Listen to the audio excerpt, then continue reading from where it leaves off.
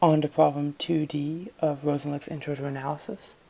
And in this problem we're showing that another set is equal to the empty set. And we're going to do the same thing we did last video, where we're going to leverage the definition of an empty set.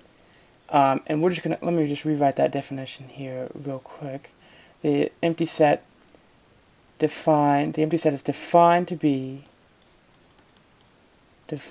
be the set containing no elements.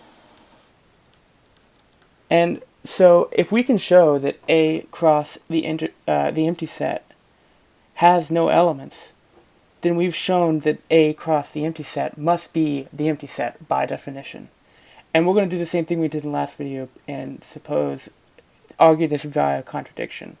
So suppose, let me change colors back to a different color here, maybe pink. So suppose A cross the empty set has elements.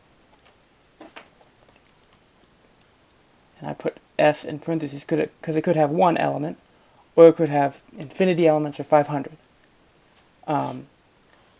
So suppose A cross the empty set has elements. Then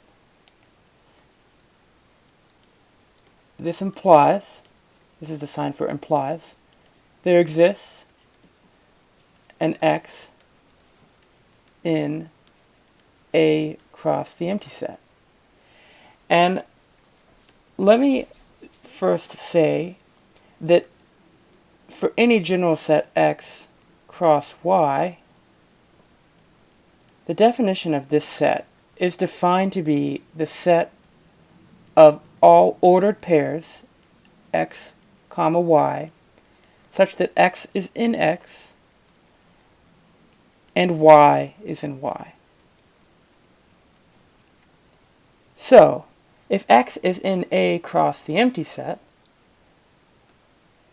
then that means that X is equal to an ordered pair A, comma B, such that A is in A and B is in the empty set. But look at this. We've just contradicted ourselves. We've arrived at our contradictions. I don't know if you see it yet, but we've said that B is in the empty set. B is in the empty set. And this is a contradiction because the empty set is defined to be the set containing no elements. So we're done. We've just said that okay, suppose A cross the empty set has elements. That is, suppose that this statement, A cross the empty set is equal to the empty set, is false. So if it's false, then that means it must have some element. It must have some element or has multiple elements.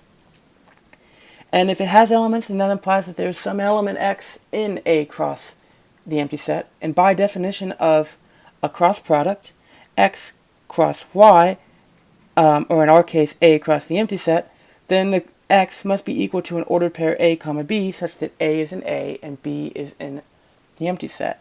But this is a contradiction since the empty set can't have any elements. So by ruling out the possibility that it can't be true, it must be true. Because a statement, this might seem trivial to you, but it's important to state that a statement can either be true or false for the purposes of this course.